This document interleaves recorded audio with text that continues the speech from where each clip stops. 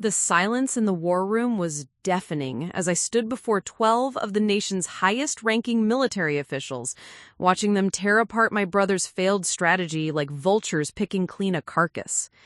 General Harrison's weathered face bore the weight of 3 ongoing conflicts as he slammed the tactical folder shut.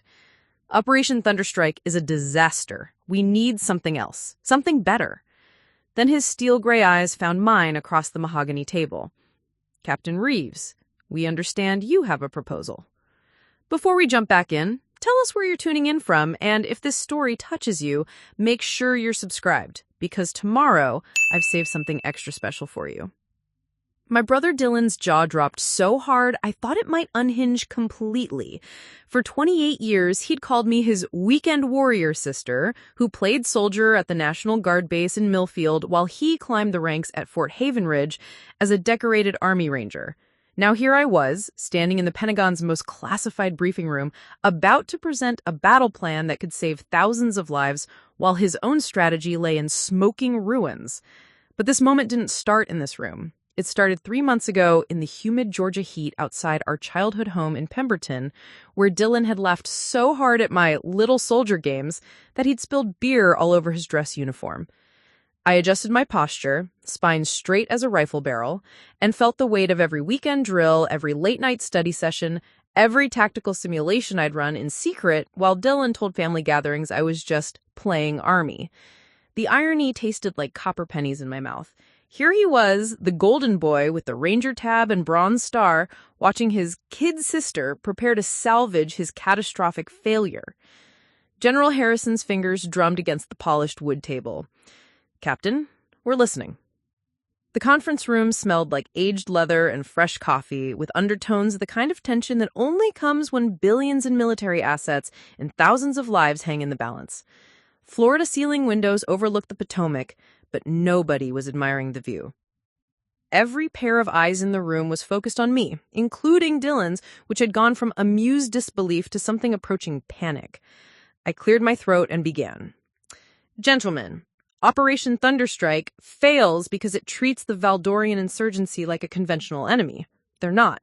They're a hybrid network that adapts faster than traditional military doctrine can counter. Dylan's face went pale. He knew I was right, and worse, he knew that everyone else in the room was about to know it too. Admiral Chen leaned forward, his weathered hands clasped on the table. Continue, Captain. My proposal is Operation Shadowfall. Instead of overwhelming force, we use precision strikes combined with psychological warfare and strategic resource denial. We turn their adaptation speed against them by creating false patterns they'll try to counter, then hitting them where they've left themselves exposed. The room was so quiet that I could hear the air conditioning cycling. Dylan's mouth opened and closed like a fish gasping for air. This was the same man who told our parents at Christmas dinner that my hobby of studying asymmetric warfare was cute but pointless, since I'd never see real action anyway. General Morrison, a mountain of a man with silver hair and scars on his knuckles, spoke up. You've run simulations on this? 17 different scenarios, sir. Success rate averages 87% with minimal collateral damage and projected casualty reduction of 63% compared to conventional approaches. I'd spent every spare moment for the past year developing this strategy, running it through wargame simulations on equipment I'd borrowed from the Guard base, cross-referencing it against historical conflicts and current intelligence reports I wasn't supposed to have access to. Dylan finally found his voice, though it came out strangled. How did you even... This intelligence is classified above your clearance level. I met his eyes steadily. Weekend warriors have friends too, Dylan. Some of us just don't feel the need to announce every connection we make. The truth was more complicated than that, but this wasn't the time for lengthy explanations. What mattered was that while Dylan had been building his reputation through traditional channels, networking at officers' clubs and collecting commendations for textbook operations, I had been quietly building relationships with intelligence analysts, logistics specialists, and field operators who appreciated innovative thinking over impressive rank insignia. General Harrison stood, his chair scraping against the marble floor. Captain Reeves, how long would you need to prepare a full tactical briefing? I can have it ready by 0800 tomorrow, sir. Do it. He turned to Dylan, whose face had gone from pale to green. Major Reeves, you're dismissed. We'll debrief your operation later. Dylan's mouth worked soundlessly for a moment before he managed, "Sir, with respect, Captain Reeves is National Guard. She doesn't have the operational experience for something of this magnitude." The silence that followed was arctic. General Harrison's expression could have frozen lava. "Major, your sister just identified the fundamental flaw in a strategy that 3 different think tanks signed off on. Her operational experience is precisely why we're here instead of planning your promotion." As Dylan gathered his papers with shaking hands, I felt something I hadn't experienced in years. Validation. Not the hollow kind that comes from proving doubters wrong, but the deep, bone-level satisfaction of knowing that every hour I'd spent studying, every weekend I dedicated to training, every late night I'd spent analyzing battle patterns while Dylan partied with his ranger buddies had led to this moment. But this vindication came with a price I was only beginning to understand. As Dylan walked past me toward the door, he paused just long enough to whisper, "This isn't over, Alexis. Family or not, I won't let you humiliate me like this." The door closed behind him with a soft click that sounded like a gunshot in the silence. General Harrison's eyes found mine again. "Captain, you have 18 hours to prove that 28 years of being underestimated was their mistake, not yours." I straightened my shoulders and felt the weight of every challenge, every dismissal, every condescending pat on the head Dylan had given me over the years. "Yes, sir, it will be my pleasure." Preparing and narrating this story took us a lot of time, so if you are enjoying it, subscribe to our channel. It means a lot to us. Now, back to the story. Walking out of that Pentagon briefing room should have felt like victory. Instead, it felt like stepping into a minefield. Dylan waited for me in the marble hallway outside, his back pressed against the wall like he was trying to disappear into it. His ranger tab caught the fluorescent light as he pushed off from the wall and fell into step beside me, his dress shoes clicking against the polished floor in a rhythm that matched my own. For 30 seconds, we walked in silence. Brothers and sisters in arms were supposed to support each other, celebrate each other's victories. But Dylan and I had never been that kind of siblings. Competition had been bred into our bones from the moment we could walk, fostered by parents who believed that rivalry made us stronger. Usually, Dylan won. This time, I had. "Congratulations," he said finally, his voice flat as concrete. "You got what you wanted." I stopped walking. We were alone in the corridor now, far enough from the briefing room that our voices wouldn't carry. "What I wanted was to serve my country. What I got was a chance to fix your mess." Dylan's laugh was bitter, sharp enough to cut glass. "My mess? Alexis, do you have any idea how many people signed off on Operation Thunderstrike? Joint Chiefs, Defense Secretary, 3 different congressional committees. You just walked in there and told them they're all idiots." "I told them the strategy was flawed. There's a difference." "Is there?" He turned to face me fully, and for the first time in years, I saw past the confident mask he always wore.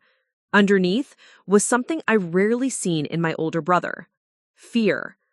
"You think this is just about military strategy, Alexis? This is about careers, reputations, political futures. You just nuked mine from orbit." The corridor felt colder suddenly. Through the tall windows, I could see the Washington Monument piercing the gray October sky like a stone needle. "Dylan, this isn't personal. This is about stopping a war before it gets worse." "Everything is personal in the Army. You know what they're going to say about me now? That I got my position through connections while my little sister, the weekend warrior, had to bail me out from they'll say I'm weak, incompetent, a failure. You're not a failure. One operation doesn't define. This wasn't just one operation." The words exploded out of him, echoing off the marble walls. This was supposed to be my masterpiece, the strategy that got me promoted to lieutenant colonel, the operation that proved I belonged at the Pentagon instead of babysitting recruits at some training base in Kansas.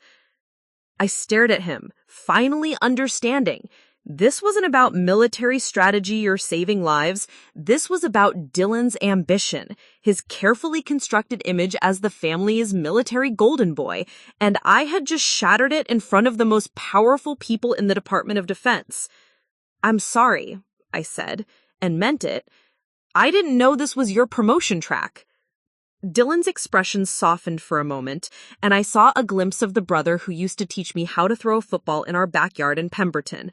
Then his face hardened again, like a door slamming shut. "No, you're not sorry. You're thrilled.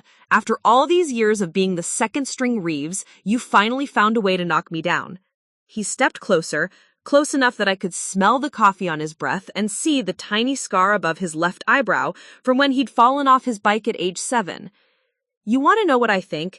I think you've been planning this for months, getting access to classified intelligence, developing your little battle plan, and waiting for the perfect moment to humiliate me." "That's not true." "Isn't it? How else do you explain knowing about Operation Thunderstrike before it was officially announced? How else do you explain having intelligence reports that are classified above your clearance level?" His voice was getting louder, more aggressive. "Face it, Alexis, you used your connections to sabotage me." The accusation hit like a physical blow. "I would never." "Wouldn't you? Remember when we were kids and you told Mom and Dad that I'd cheated on my Eagle Scout project? Or when you accidentally mentioned to my commanding officer at Fort Benning that I'd been drinking the night before a field exercise?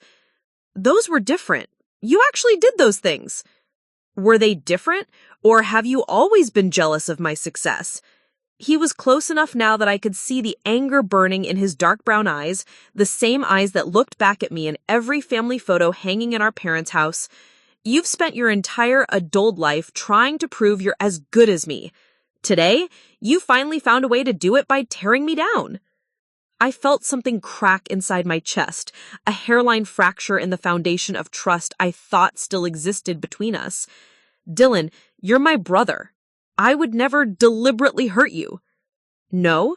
Then how does it feel like you just drove a knife between my shoulder blades?" The question hung in the air between us like smoke. In the distance, I could hear footsteps approaching, the measured gait of someone in military dress shoes.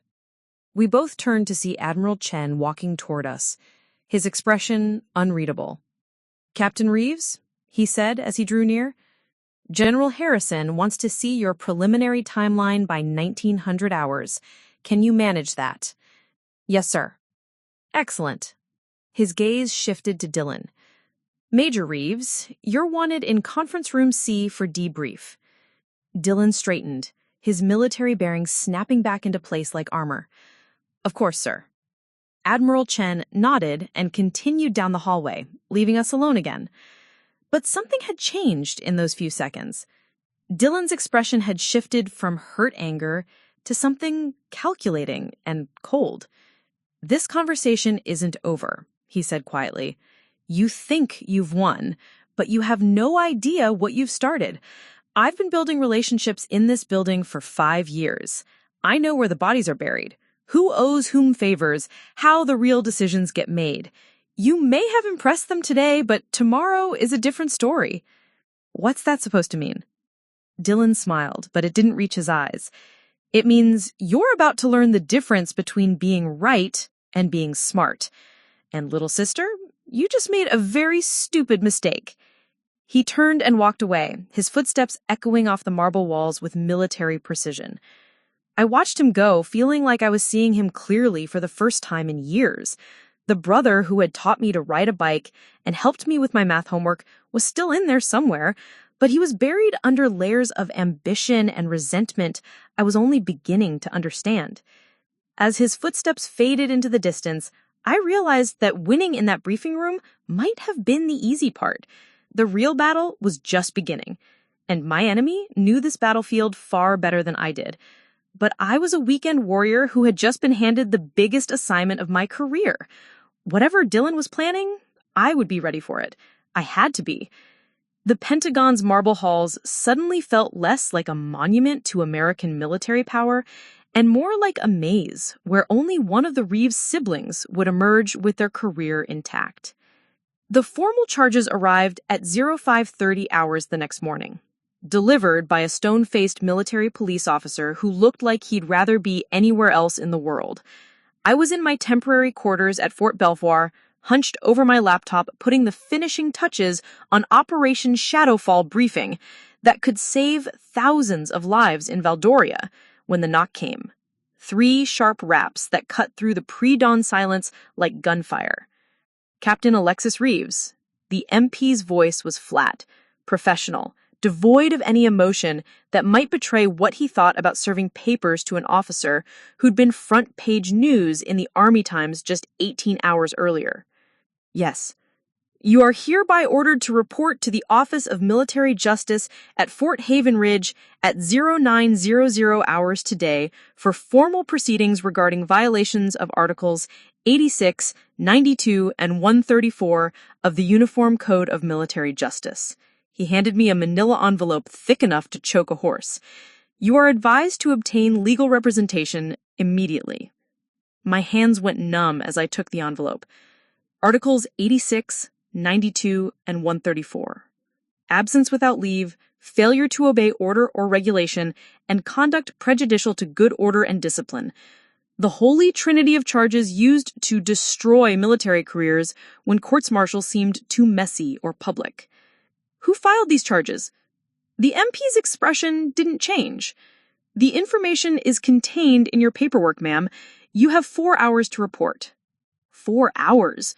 Barely enough time to drive from Virginia to Fort Havenridge in Georgia. Certainly not enough time to prepare a defense or even understand what I was being accused of.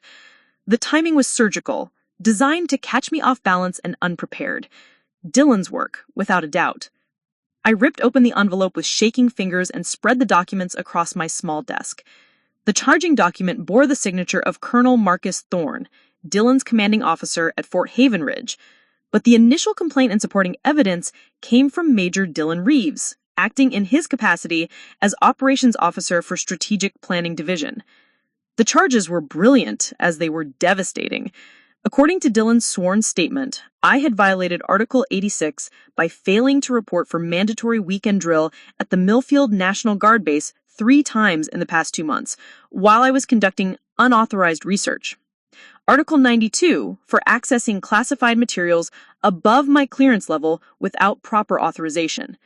And Article 134 for conduct that brought discredit upon the armed forces by presenting military strategy to Pentagon officials while under investigation for the other violations. Each charge was technically accurate. I had missed drill weekends, but they were excused absences that my guard commander had approved in writing. I had accessed classified materials, but through legitimate channels and with proper oversight. And yes, I had presented strategy to the Pentagon, but at their direct request and with full knowledge of my status.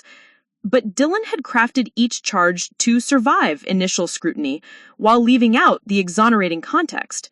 By the time any investigation revealed the full truth, my career would be over and Operation Shadowfall would be assigned to someone else, someone more controllable, someone like Dylan. The phone in my quarters rang, shrill and urgent. General Harrison's voice was tight, with barely controlled anger. Captain Reeves, I just received word that you're being charged with misconduct. Please tell me this is some kind of administrative error. No, sir. The charges are real, filed by my brother through his chain of command. Silence stretched across the line like a taut wire. When Harrison spoke again, his voice was ice cold. Captain, are you telling me that we're about to lose our best strategic option in Valdoria because of a family dispute? It appears that way, sir. God damn it! The profanity was so unlike the composed general I'd met yesterday that it hit like a physical blow. How long do we have? I report for proceedings at 0900 hours. Depending on how they structure this, I could be suspended from duty immediately pending investigation. And Operation Shadowfall? I looked at my laptop screen where months of careful analysis and strategic planning glowed in neat charts and tactical overlays. Without me to present it, they'll assign it to someone else or scrap it entirely. Either way, it won't be implemented as designed. Another silence, this one even longer. I could hear the general's breathing, controlled and measured like a man trying not to explode. Captain, I want you to know that this command recognizes what's happening here.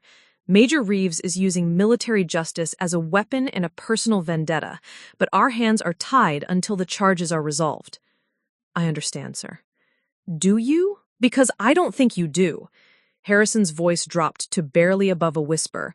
3 months ago, intelligence reports suggested that Valdorian insurgents were planning something big: chemical weapons, civilian targets, mass casualties. Operation Thunderstrike was supposed to prevent that. Now it's failed, and our window for intervention is closing fast.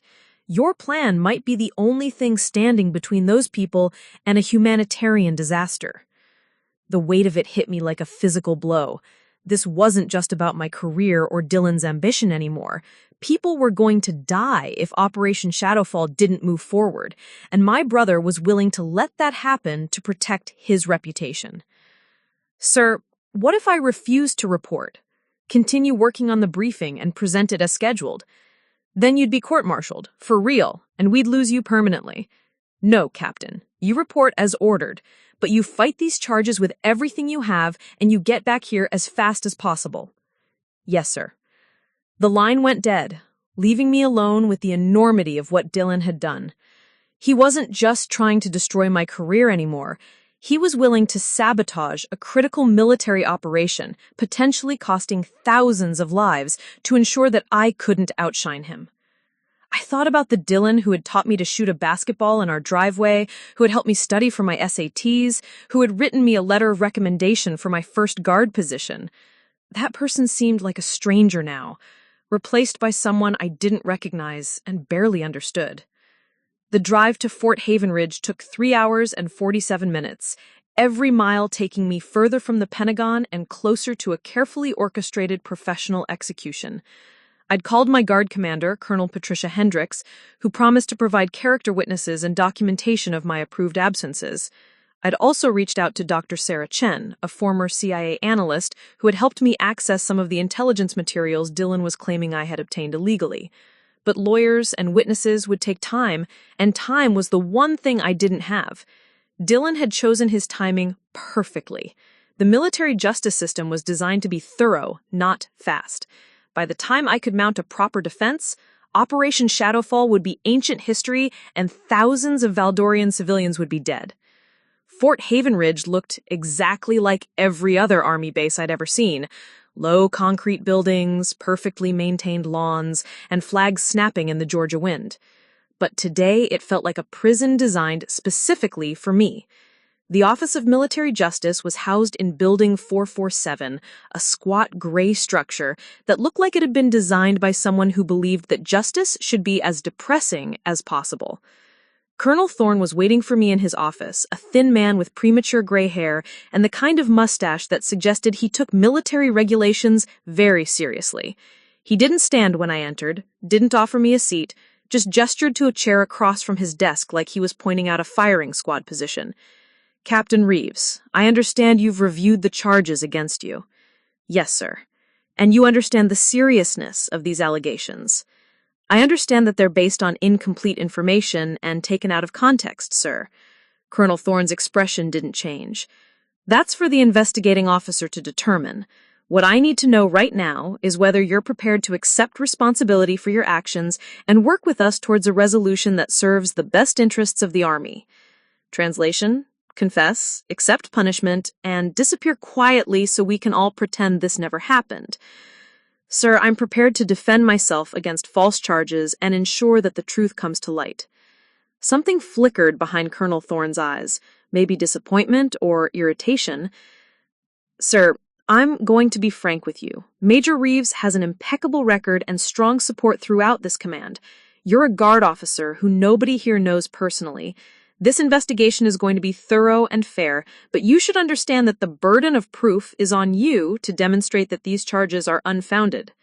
And there it was. Dylan had positioned himself as the reliable insider while painting me as an outsider who couldn't be trusted. He'd turned his home field advantage into a weapon, using his relationships and reputation to stack the deck before I'd even arrived. But as I sat in that uncomfortable chair, looking at Colonel Thorne's skeptical expression, I realized something important. Dillon had made one critical mistake in his rush to destroy me. He assumed that being right wouldn't matter if he could control the narrative. He was about to learn how wrong he was. Sir, I'm ready to proceed with the investigation, and I'm confident that when all the facts are presented, these charges will be dismissed and I'll be back at the Pentagon implementing the strategy that could save thousands of lives. Colonel Thorne leaned back in his chair, studying me like I was an interesting but ultimately harmless insect. We'll see, Captain. We'll see. The investigating officer was Captain James Morrison, a by-the-book JAG attorney with steel-rimmed glasses and the kind of expression that suggested he'd already made up his mind before reading the first document. He conducted the preliminary hearing in a sterile conference room that smelled like industrial disinfectant and broken dreams, with Dillon sitting at the accuser's table looking every inch the wronged party. Captain Reeves, Morrison began, adjusting his glasses as he reviewed the thick file in front of him. These are serious allegations that strike at the heart of military discipline and integrity. Before we proceed, do you wish to make any statement regarding the charges? I sat ramrod straight, hands folded on the metal table, trying to project confidence I didn't feel. Sir, I categorically deny any wrongdoing and request a full investigation of the circumstances surrounding these charges. Morrison nodded and made a note. Very well. Major Reeves, please present your evidence. Dillon stood with practiced military bearing, his uniform crisp enough to cut glass. He'd always been good at this part: the performance, the presentation, the careful construction of narrative. Our father used to joke that Dillon could sell ice to Eskimos if he put on his dress blues first. Sir, the evidence shows a clear pattern of insubordination and reckless disregard for proper channels. Dillon's voice carried just the right mix of disappointment and professional duty. Captain Reeves missed mandatory drill weekends on September 12th, October 3rd, and October 24th without proper authorization. During this same period, she accessed classified intelligence reports through back-channel contacts rather than official requests. He produced a stack of documents with the theatrical flair of a prosecutor presenting murder weapon. Furthermore, she used this illegally obtained intelligence to undermine an approved Pentagon operation and present herself as a strategic expert to senior leadership. Morrison examined the papers Dillon had submitted. Attendance records from the Millfield Guard base, showing my absences, intelligence access logs showing my name associated with classified documents, email communications between me and contacts at various agencies. On paper, it looked damning. Captain Reeves, Morrison said, how do you respond to these allegations?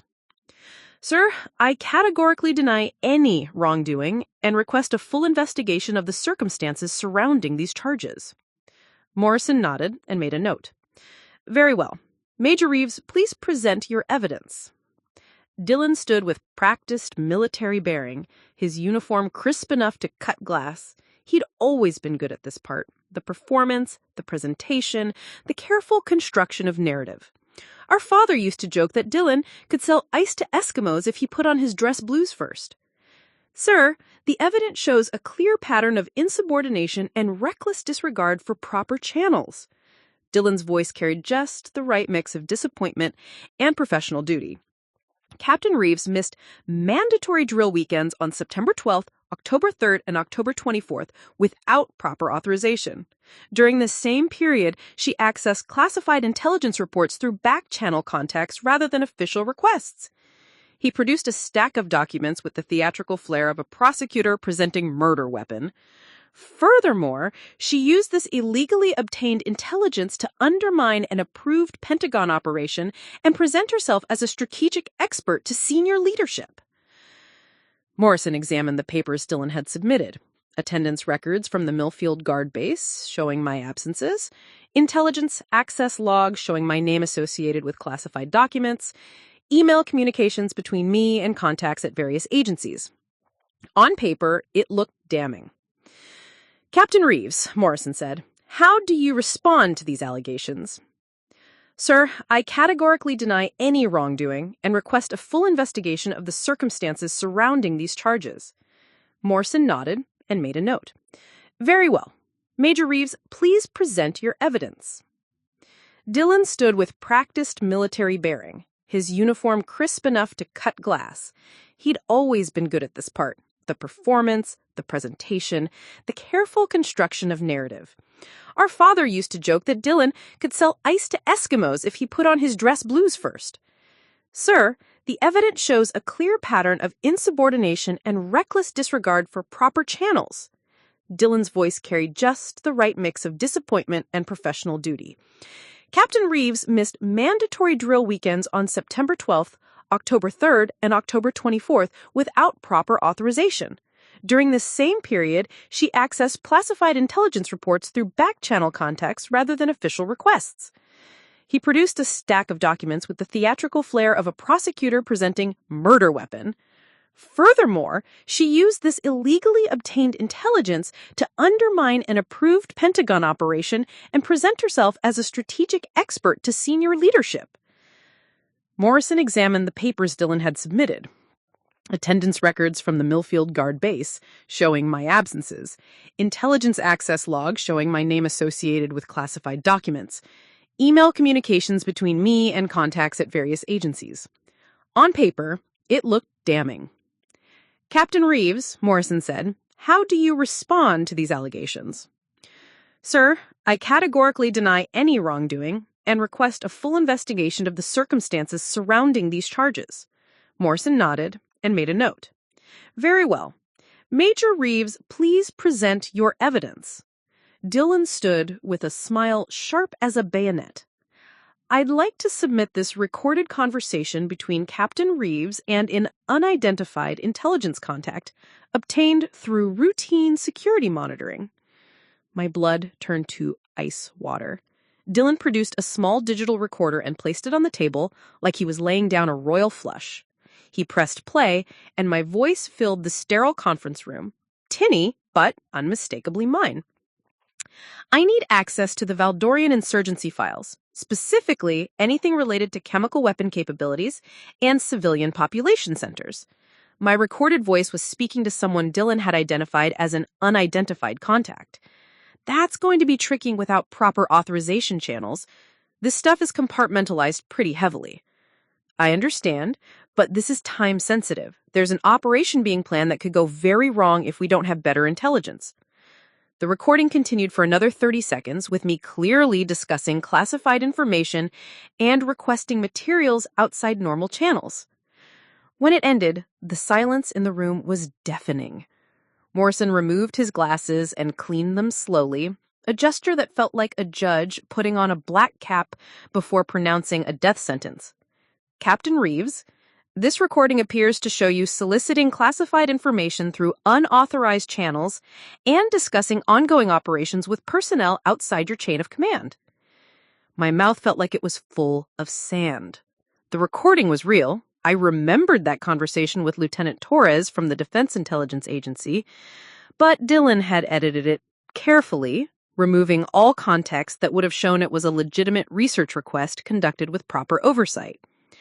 Sir, that conversation has been edited to remove critical context.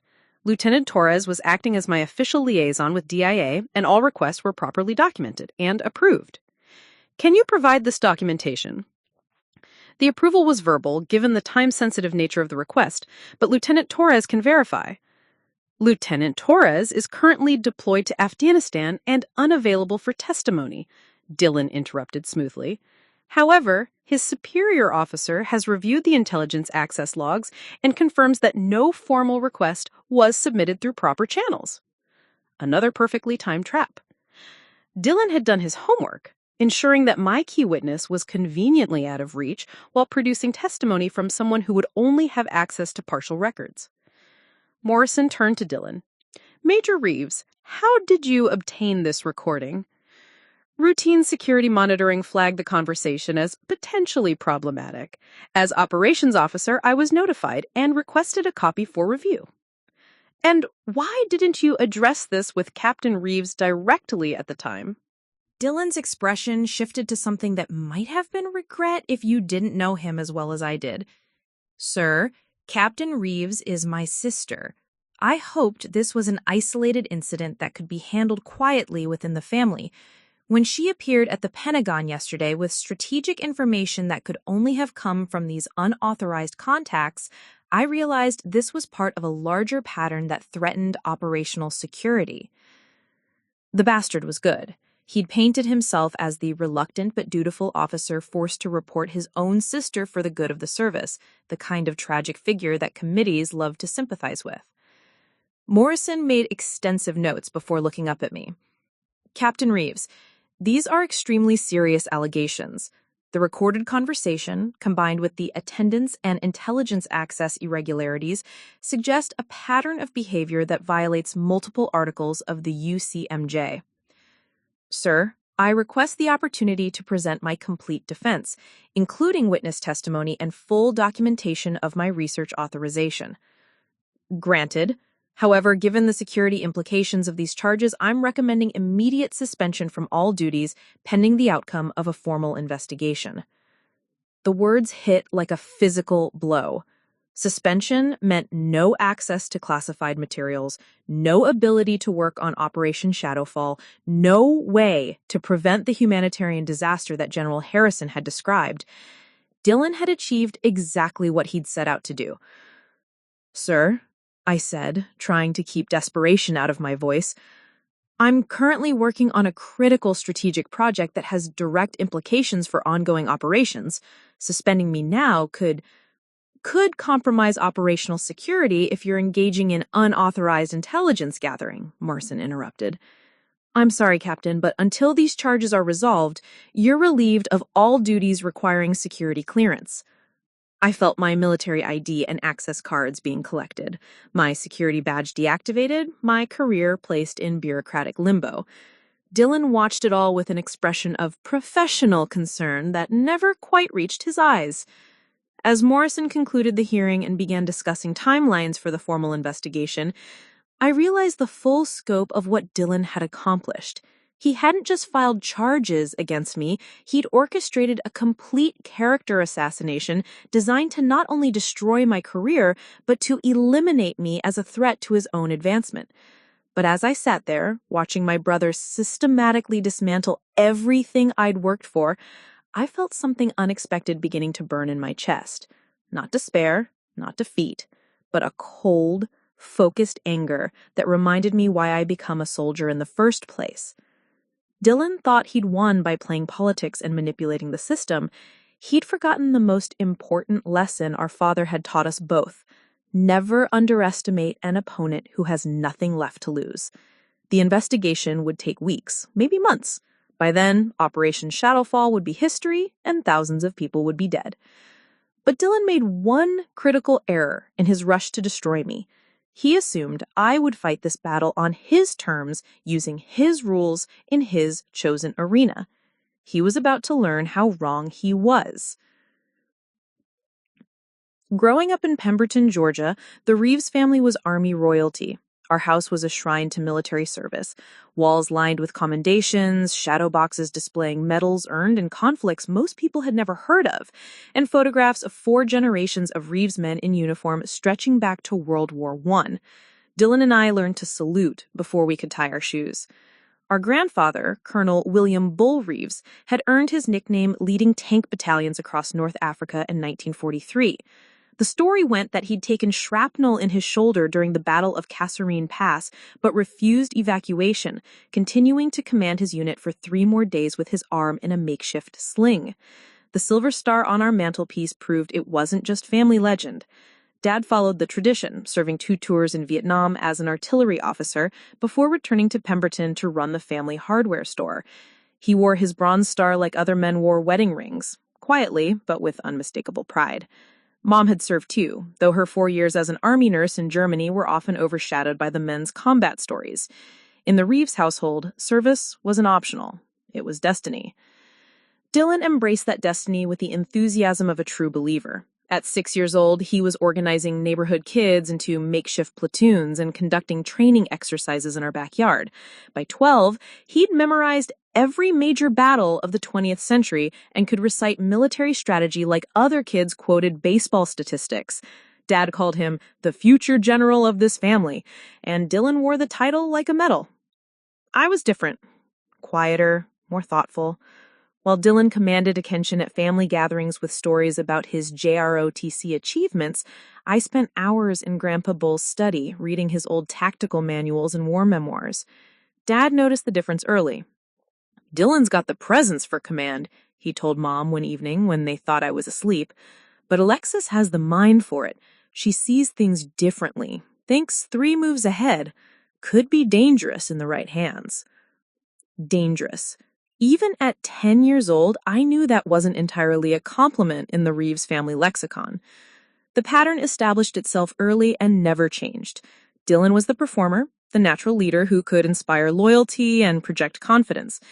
I was the strategist, the one who noticed details others missed and found solutions to problems that seemed impossible. Dylan got the applause. I got the results. High school crystallized our roles.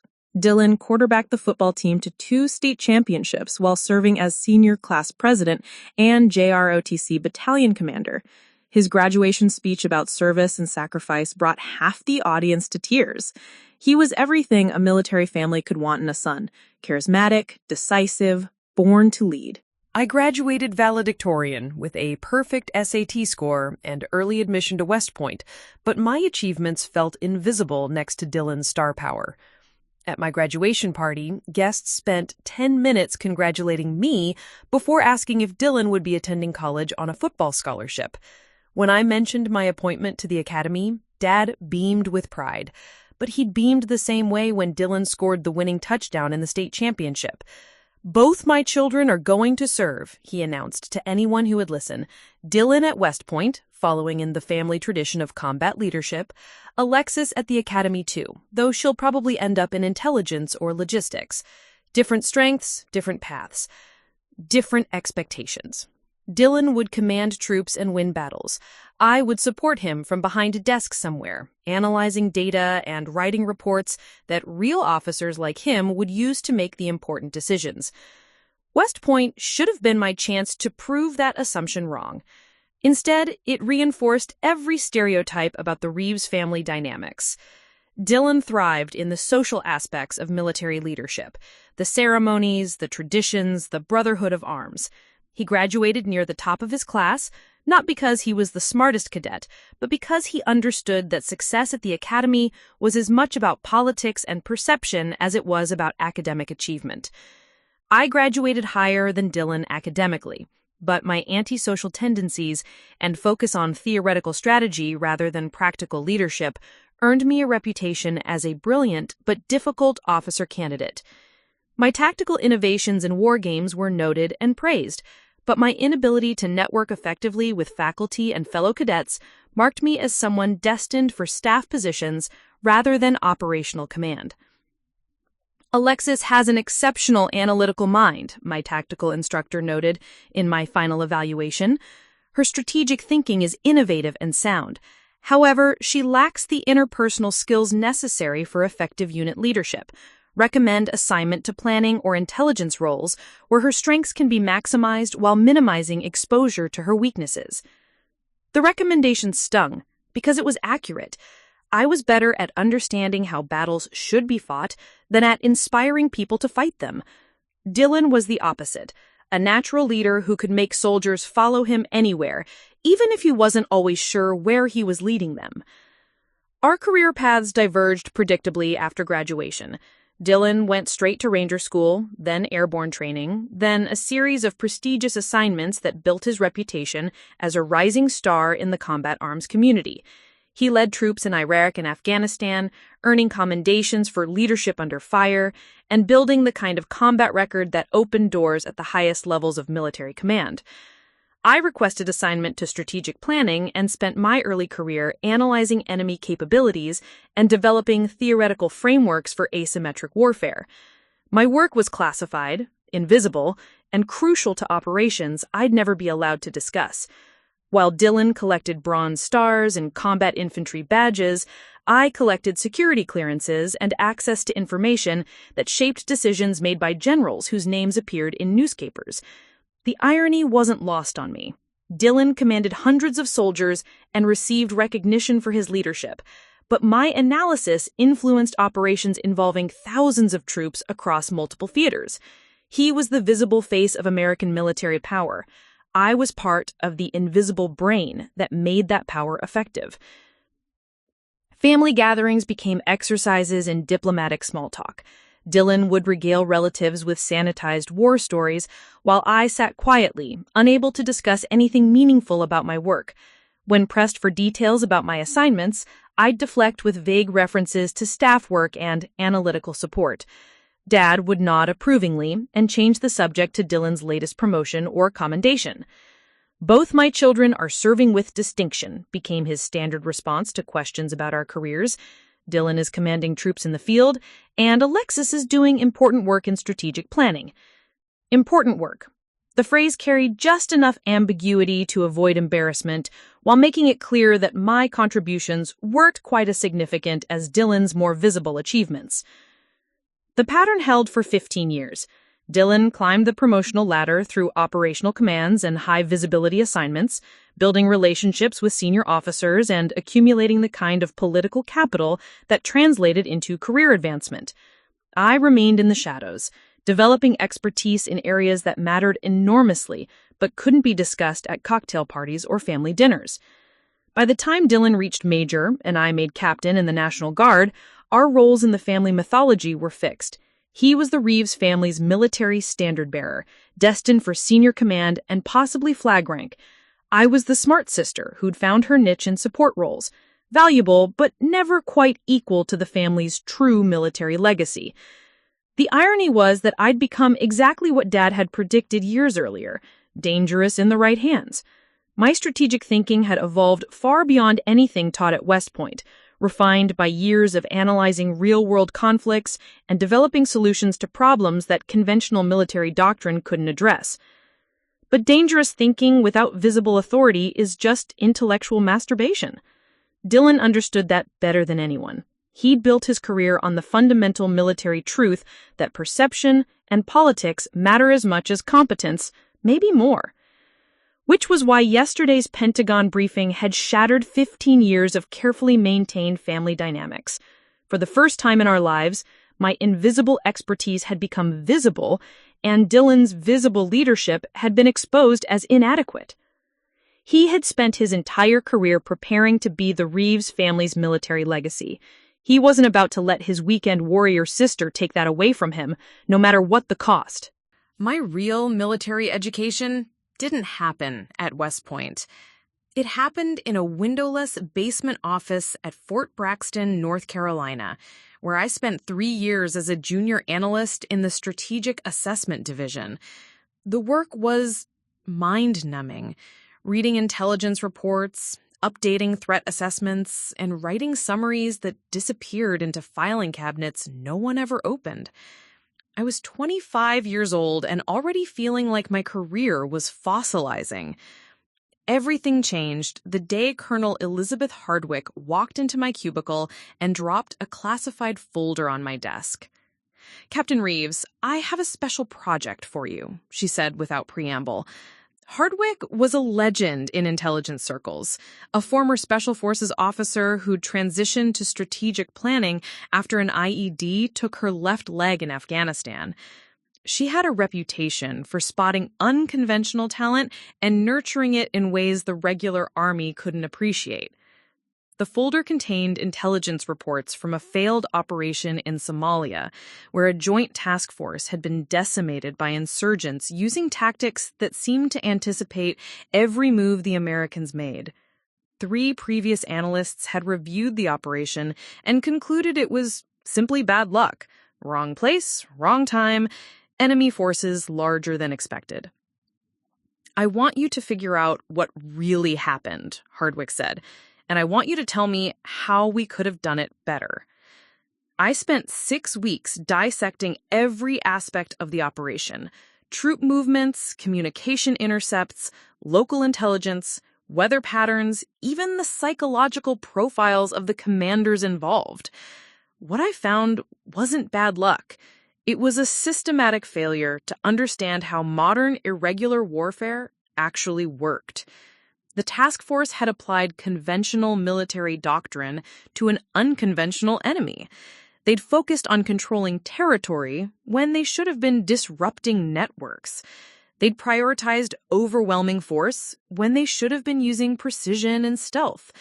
Most critically, they'd assumed their enemy was reactive, when the insurgents were actually 3 steps ahead, using the Americans' own predictability against them. My analysis was 53 pages of tactical heresy.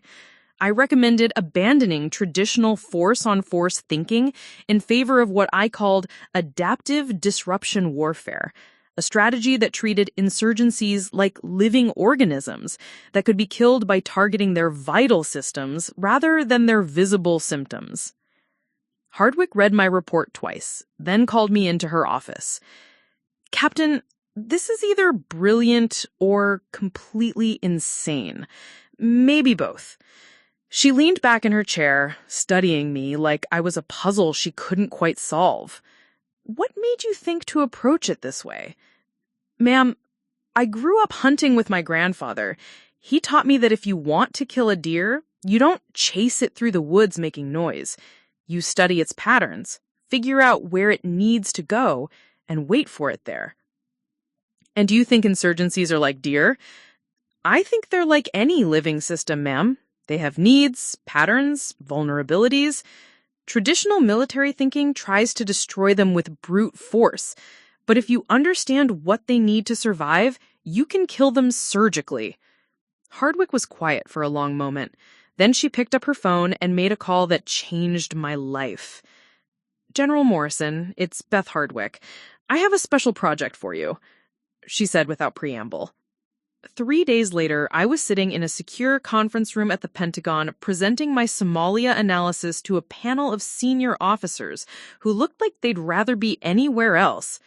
General Robert Morrison, Deputy Chief of Staff for Operations, listened without expression as I outlined my adaptive disruption theory and its practical applications.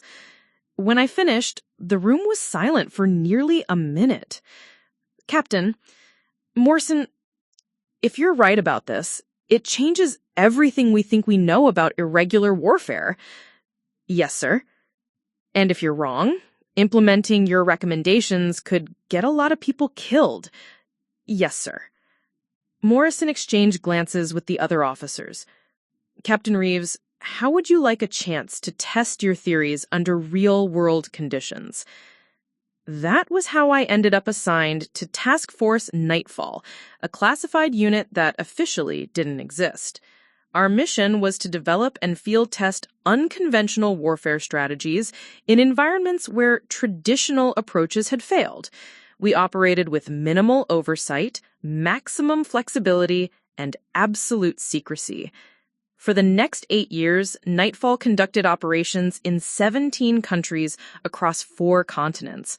We weren't special forces. We were strategic specialists who could analyze complex situations and develop targeted solutions that regular military units couldn't conceive or execute. Our success rate was 91%, with casualty rates 60% lower than conventional operations. The work was invisible by design. When we succeeded, other units got the credit. When we failed, the missions never happened. My personnel file showed routine assignments to various staff positions, but the reality was that I'd become one of the Army's most effective strategists, developing tactics that were being implemented across multiple theaters without anyone knowing where they'd originated. The irony was that Dillon had always been right about one thing: perception mattered more than performance in military careers. His visible achievements, however modest for actual impact, carried more weight than my invisible successes, however significant their strategic importance. That dynamic had worked for both of us for years. Dillon got the recognition and advancement he craved, while I got the intellectual satisfaction of solving problems that actually mattered. We'd found our respective niches within the military hierarchy, and our family mythology could accommodate both the visible hero and the invisible analyst. But the Pentagon briefing had shattered that careful balance.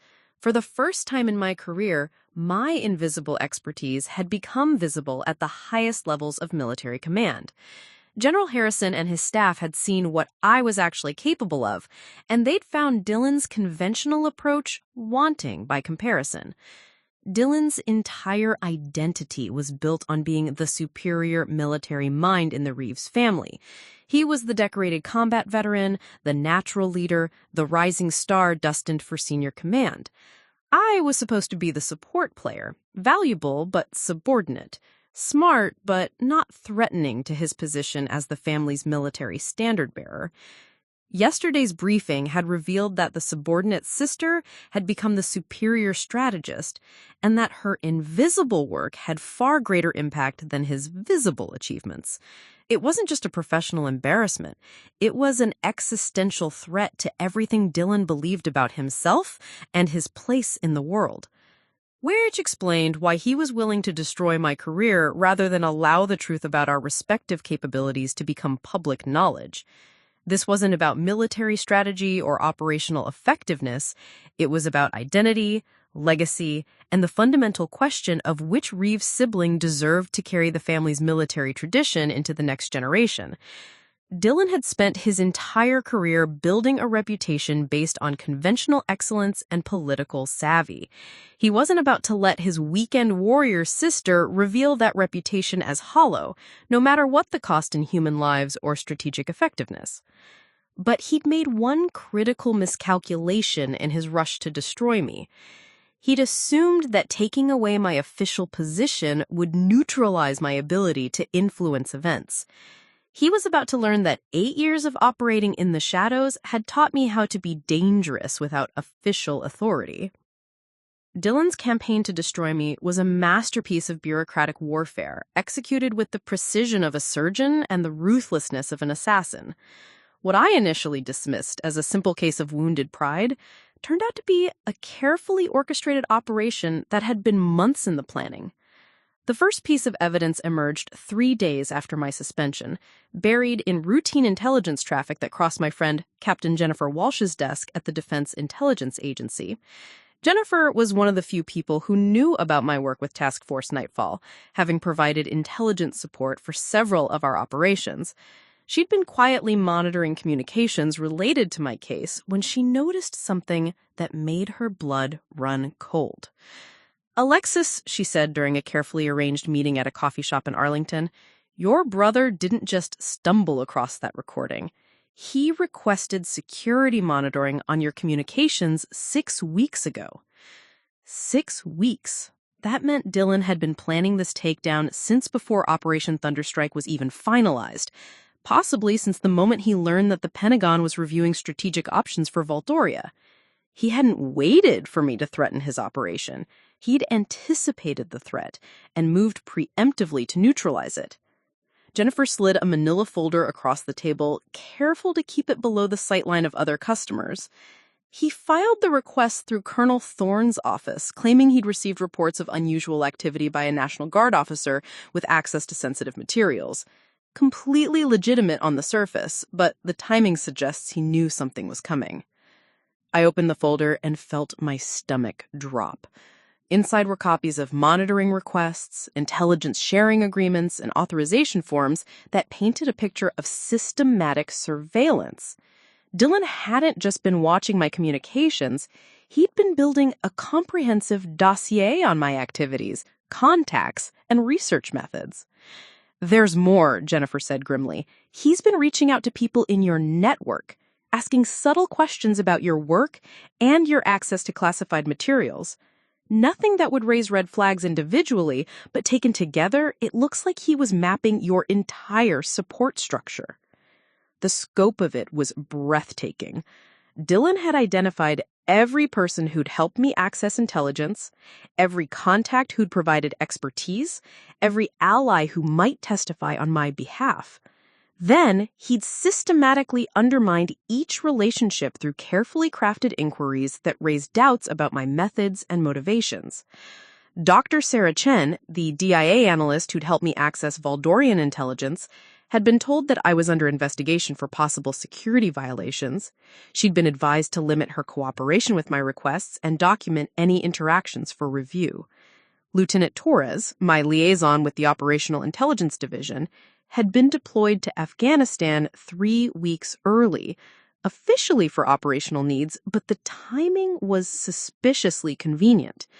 Even Colonel Hendricks, my National Guard commander, who had approved my research absences, had been contacted by an investigator asking about my activities and whether she'd properly documented all my requests.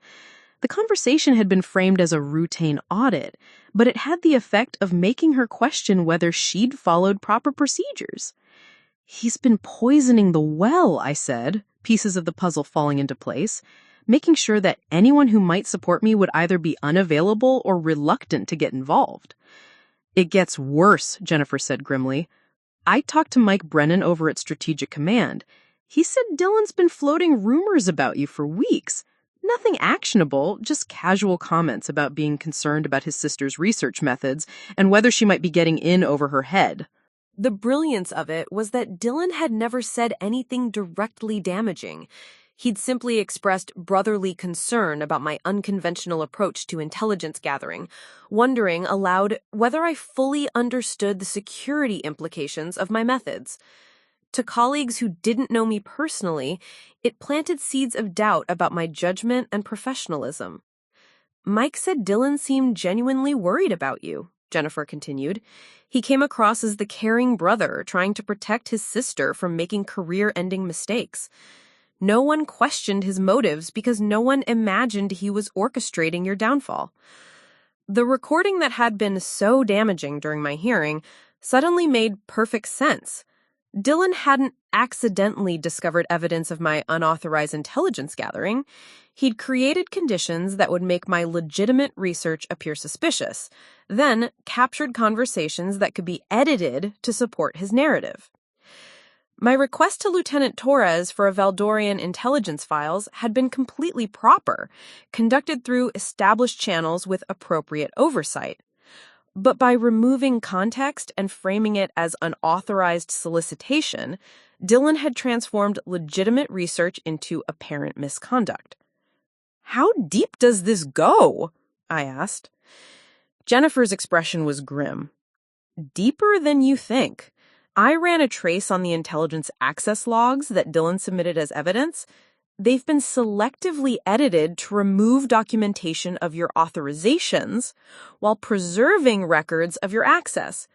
Someone with high-level system privileges helped him create a false narrative about your research methods." That revelation hit like a physical blow. Dylan couldn't have manipulated intelligence databases on his own. He lacked both the technical knowledge and security clearances necessary. Someone else was involved. Someone with the ability to alter official records and the willingness to help frame a fellow officer. "Who?" I asked. "I don't know yet, but I'm working on it. What I can tell you is that the modifications were made by someone with administrative access to the Central Intelligence Database. That's a very short list of people, all of them senior enough to end careers with a phone call." The implications were staggering. This wasn't just Dylan acting out of wounded pride or professional jealousy. He'd recruited accomplices with significant institutional power, people who saw me as enough of a threat to actively participate in my destruction. But why? What made my strategic analysis dangerous enough to justify this level of coordination and risk? The answer came to me with sickening clarity. Operation Shadowfall wasn't just a better tactical approach to the Valdorian conflict. It was a fundamental challenge to the military-industrial complex's preferred methods of conflict resolution.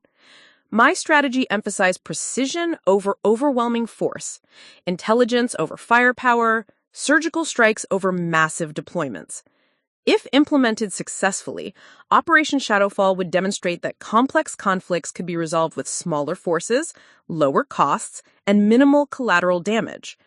That efficiency would threaten billions in defense contracts, hundreds of careers built on conventional warfare doctrine, and the entire institutional framework that treated military problems as opportunities for large-scale intervention.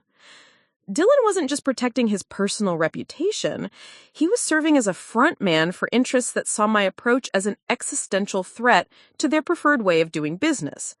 The recording, the edited intelligence logs, the systematic undermining of my support network, it was all part of a coordinated effort to ensure that Operation Shadowfall never saw the light of day. "Jennifer," I said, "I need you to do something for me, and it's going to put you at risk." She leaned forward, her expression serious. "What do you need?" "I need you to trace those database modifications back to their source. Find out who helped Dillon alter those records. And I need you to document everything, every change, every access log, every digital fingerprint that proves the evidence against me was fabricated." "Alexis, if I get caught doing unauthorized database forensics, my career is over. If you don't, a lot of people are going to die in Valdoria while Dillon and his allies protect their institutional interests." Jennifer was quiet for a long moment, staring into her coffee cup like it might contain answers to questions she didn't want to ask. Then she looked up with the expression of someone who'd made a difficult decision. "How long do I have?" "The formal investigation starts next week. If we can prove the evidence was fabricated before then, we might be able to stop this thing before it destroys everything." "And if we can't?" I thought about General Harrison's words about humanitarian disaster, about thousands of civilians who would die while bureaucrats played political games with their lives. Then Dillon wins. Operation Shadowfall gets buried, and we all live with the consequences. Jennifer nodded and stood up, leaving money on the table for her untouched coffee. "I'll be in touch within 48 hours. Watch your back, Alexis. If they're willing to go this far to stop you, they won't hesitate to escalate if they feel cornered." As she walked away, I realized that Dillon's systematic campaign had accomplished something he probably hadn't intended. It had shown me exactly how dangerous my work really was, not to American security, but to American institutions that profited from perpetual conflict and inefficient solutions. For the first time since this nightmare began, I felt a cold smile cross my face. Dillon thought he was destroying me with bureaucratic weapons and institutional power. He was about to learn that 8 years of unconventional warfare had taught me how to fight battles that couldn't be won through conventional means. The media coverage began subtly, the way character assassinations always do in military circles. It started with a brief mention in Defense Weekly's personnel notes section. Captain Alexis Reeves, National Guard strategic analyst, under investigation for potential security violations related to classified research protocols. 18 words that might as well have been a career death sentence. Within 48 hours, the story had metastasized across military media like a cancer. The Military Times ran a longer piece titled "Guard Officer Faces Misconduct Charges," complete with carefully sourced details about my suspension and the nature of the allegations. Army Times followed with an editorial questioning whether National Guard personnel should have access to the same classified materials as active duty officers. The coverage was surgical in its precision, never quite saying I was guilty while ensuring that every reader would draw that conclusion. Phrases like alleged security breaches and concerns about unauthorized intelligence gathering appeared in every article, creating an echo chamber of implication and innuendo that was far more damaging than any direct accusation could have been. I recognized Dillon's handiwork immediately. During his time in public affairs roles, he'd cultivated relationships with defense journalists who trusted his judgment and relied on his insights for story development. Now he was using those relationships to shape coverage of my case, ensuring that the narrative focused on my alleged misconduct rather than the circumstances that had led to my Pentagon briefing. The isolation was systematic and complete. Phone calls went unreturned. Emails disappeared into digital voids. Colleagues who'd worked with me for years suddenly became unavailable for comment or consultation. The few people brave enough to maintain contact spoke in carefully neutral terms, unwilling to risk their own careers by appearing to support someone under investigation. Colonel Hendricks called me personally, her voice tight with barely controlled anger. "Alexis, I've been getting calls from reporters asking about your reliability and professionalism. They're framing their questions like they already know you're guilty, and they just want confirmation of the details. What are you telling them?" "The truth, that you're one of the most dedicated and competent officers I've ever worked with. But they're not interested in positive assessments. They want controversy, scandal, cautionary tales about weekend warriors overstepping their bounds." The phrase weekend warrior had become a weapon deployed by everyone from anonymous military blog commenters to think tank analysts who question whether National Guard personnel possessed the judgment necessary for strategic assignments. Dylan had weaponized my guard status against me, turning what should have been irrelevant, my duty status, into evidence of my unfitness for the responsibilities I'd been given. In the binary world of military culture, you were either active-duty professional or part-time amateur. There was no middle ground for someone who'd spent 8 years conducting highly classified operations while maintaining guard status for operational security reasons. The psychological warfare was as effective as it was subtle. Every time I checked military news sites, I encountered fresh speculation about my case. Discussion forums buzzed with debates about whether Guard officers should be trusted with sensitive assignments. Professional networking sites showed former colleagues carefully distancing themselves from any association with my work. The worst part was the silence from people who knew better. Officers who'd worked with Task Force Nightfall, who understood the value of my strategic contributions, who knew that my methods were not only legitimate but revolutionary. They all disappeared into protective silence, unwilling to risk their own careers by defending someone who had been marked for destruction. General Hendricks was the only senior officer brave enough to maintain contact, and even those communications had to be carefully managed to avoid the appearance of improper influence on an ongoing investigation. "Captain, I want you to know that this command continues to value your contributions. However, until these charges are resolved, our hands are tied regarding operational assignments." "Sir, what's the timeline on Voldoria? How long do we have before the window closes?" The pause on the other end of the line was long enough to confirm my worst fears. "Intelligence suggests we have perhaps 3 weeks before insurgent forces implement whatever they're planning. After that, the tactical situation changes dramatically, and any intervention becomes exponentially more complex and costly." 3 weeks. By the time the formal investigation concluded, thousands of people would be dead, and the opportunity for surgical intervention would be lost forever. Dylan's timeline had been calculated with precision, long enough to ensure my guilt seemed established, short enough to guarantee that Operation Shadowfall would become irrelevant. But the media blitz had one unintended consequence, though. It drew attention from people outside the traditional military establishment, who recognized the implications of what was happening. Dr. Maria Santos, a former CIA analyst turned investigative journalist, had covered intelligence community scandals for 15 years. She knew institutional character assassination when she saw it. Her first article appeared in the Washington Post 3 days after my suspension. "When military innovation becomes a career threat." Santos had done her homework, interviewing former colleagues who spoke anonymously about the value of unconventional approaches to modern conflicts. She didn't mention me by name, but the context was unmistakable. Sources describe a pattern of institutional resistance to strategic innovations that challenge conventional military doctrine. Officers who develop effective but unconventional approaches to complex problems often find themselves marginalized or targeted for elimination rather than promoted for their contributions. Santos's second article was more direct. The Voldorian question: why military solutions to complex problems keep failing.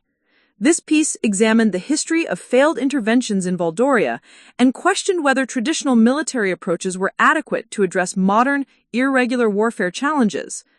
Pentagon sources describe promising alternative strategies that emphasize precision over force, intelligence over firepower, Santos reported.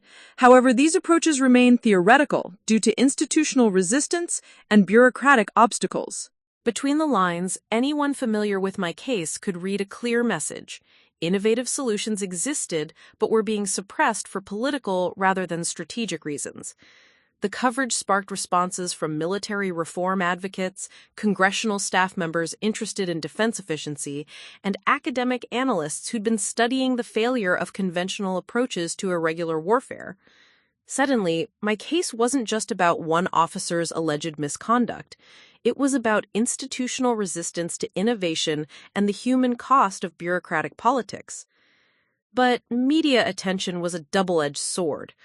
While Santos and other serious journalists were asking important questions about institutional behavior, sensationalist outlets were having a field day with stories about family conflicts and military dysfunction. Headlines like, "Brother versus Sister, Military Family Torn Apart by Security Scandal," appeared alongside breathless speculation about sibling rivalry and professional jealousy. The tabloid coverage was particularly devastating because it reduced complex strategic questions to simple personal drama.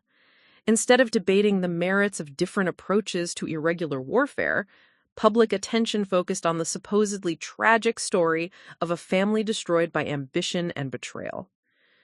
Dillon had managed to control the narrative so effectively that even sympathetic coverage couldn't escape the fundamental framing he'd established. This was a story about a weakened warrior who'd overstepped her bounds, not about institutional resistance to strategic innovation. Sitting in my temporary quarters at Fort Belvoir, reading the latest round of coverage while my phone remained silent and my email inbox filled with nothing but administrative notices, I realized that Dillon had achieved something remarkable. He'd managed to transform my greatest professional achievement, developing a strategy that could save thousands of lives, into evidence of my unfitness for military service. But isolation has a way of clarifying priorities. Stripped of official authority, cut off from institutional support, abandoned by colleagues afraid to associate with damaged goods, I found myself with the most dangerous thing a military officer can possess: nothing left to lose. Dillon thought media coverage and bureaucratic pressure would break me, force me to accept defeat and disappear quietly into civilian life.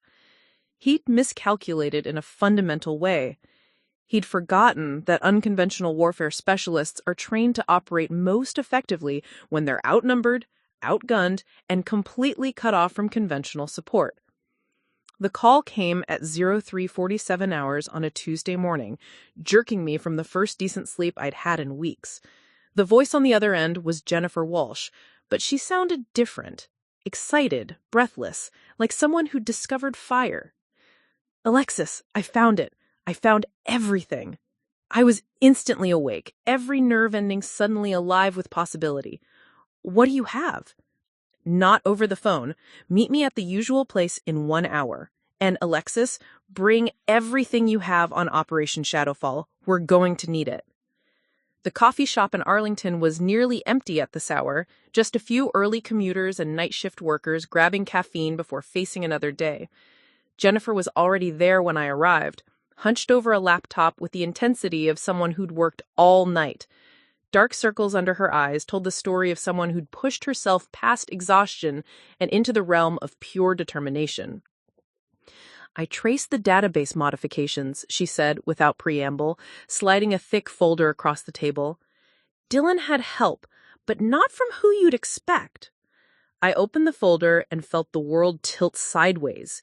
Inside were database access logs, digital signatures, and timestamp records that painted a picture of systematic evidence manipulation. But the name at the bottom of the authorization chain wasn't some shadowy defense contractor or institutional power broker. It was Colonel Marcus Thorne, Dillon's commanding officer at Fort Havenridge. Thorne? I stared at the documents, trying to process what I was seeing. Why would he risk his career to help Dylan frame me? Jennifer's expression was grim. Because he's not just helping Dylan. Look at page 7. I flipped through the documents until I found what she was referring to, a series of classified communications between Thorne and representatives from Blackstone Defense Systems, one of the largest military contractors in the world. The emails discussed concerns about unconventional strategic approaches that could disrupt established operational frameworks and threaten long-term partnership opportunities. The picture that emerged was both simpler and more complex than I had imagined. Thorne wasn't protecting some vast military-industrial conspiracy. He was protecting a single lucrative contract. Blackstone had been awarded a $2.3 billion deal to provide logistics and intelligence support for traditional military operations in Valdoria. Operation Shadowfall, with its emphasis on precision and minimal force deployment, would reduce that contract's value by roughly 60%. They bought Thorne, I said, the pieces finally clicking into place. Not bought, promised. Look at the last email. The final communication in the chain was an offer letter from Blackstone Defense Systems, promising Colonel Marcus Thorne a senior executive position upon his retirement from the Army. The position would come with a $400,000 salary and equity options that could be worth millions if Blackstone's Valdorian contracts proceeded as planned. Dylan hadn't recruited institutional conspirators to help destroy me. He'd found one corrupt officer who was willing to manipulate evidence in exchange for personal financial gain. Thorne had provided the database access and technical expertise, while Dylan had provided the narrative and political cover. There's more, Jennifer said, opening her laptop. I managed to recover the original, unedited versions of your intelligence access logs. Every single authorization is properly documented. Every request was legitimate and properly approved. They didn't just edit the evidence, they fabricated it completely. The screen showed 2 versions of the same database records, side by side. The original records clearly showed my research had been conducted through proper channels with appropriate oversight. The modified versions told a completely different story, one of unauthorized access and reckless disregard for security protocols. Jennifer, this is enough to clear me completely. Why aren't you celebrating? Her expression remained troubled. Because we still have a problem. All this evidence was obtained through unauthorized database intrusion. If I present it officially, I'll be court-martialed for the same types of violations they're accusing you of. And even if we could use it, the formal investigation process will take months. By then, whatever's happening in Valdoria will be ancient history. She was right. We had proof of Dylan's crimes, but no legal way to use that proof quickly enough to matter. The bureaucratic machinery that Dylan had weaponized against me would grind forward regardless of our evidence, following procedures that prioritized institutional protection over truth or justice. But as I sat there staring at the evidence of my brother's betrayal, I realized that Jennifer had given me something far more valuable than legal vindication. She'd given me ammunition for a different kind of war. Jennifer, I need you to do one more thing for me. What? I need you to send all of this to Dr. Maria Santos at the Washington Post. Everything. The database modifications, the Blackstone connection, the forged evidence. All of it. Jennifer's eyes widened. Alexis, that would end my career. Leaking classified information to journalists is a federal crime. So is fabricating evidence to frame a fellow officer. The question is whether you're going to let Dylan and Thorne get away with it while people die in Valdoria. She stared at me for a long moment, then closed her laptop with a decisive snap. Give me 12 hours to make copies and sanitize the digital trail. Santos will have everything by tomorrow morning. We parted ways in the parking lot, Jennifer heading back to her apartment to prepare the leak, while I returned to Fort Belvoir to wait for the explosion I knew was coming. For the first time in weeks, I felt something approaching hope. Dylan had been so focused on destroying me through institutional channels that he'd forgotten the most basic rule of unconventional warfare. When conventional weapons fail, you improvise. The story broke on Thursday morning with the force of a strategic nuclear weapon. Santos had worked through the night to verify the leaked information, and her article appeared online at 0600 hours with a headline that stopped traffic in every Pentagon corridor: Forged Evidence, Defense Contracts, and Military Justice. How a $2.3 billion deal nearly destroyed an innovative officer. The piece laid out the entire conspiracy in devastating detail. Dillon's systematic surveillance and evidence manipulation, Thorne's financial motivations and corporate connections, the fabricated database records and suppressed authorizations. Most damaging of all, Santos had somehow obtained additional information about Operation Shadowfall itself, including casualty projections that showed my approach could save thousands of lives compared to conventional alternatives. Within an hour of publication, my phone started ringing. The first call was from General Harrison. "Captain Reeves, please tell me you didn't leak classified information to a civilian reporter." "Sir, I can't discuss the source of that information, but I can tell you that every detail is accurate." "God damn it." Another pause. "Captain, half of Congress is calling for immediate hearings. The Secretary of Defense wants a full investigation, and the Joint Chiefs are asking why we've been sitting on a strategy that could prevent a humanitarian disaster while we investigate trumped-up evidence against its author." "Sir, what does this mean for Operation Shadowfall?" "It means you'd better have that briefing ready by tomorrow morning. The investigation into your alleged misconduct is being suspended pending review of new evidence.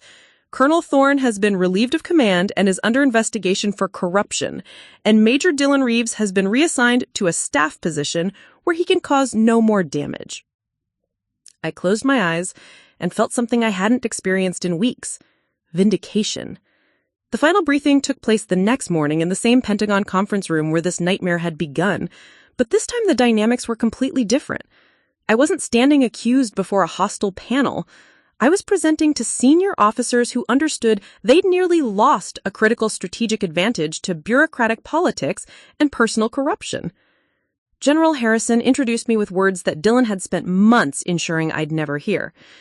"Gentlemen, Captain Reeves will now present Operation Shadowfall, a strategy that could end the Valdorian conflict with minimal casualties and maximum long-term stability."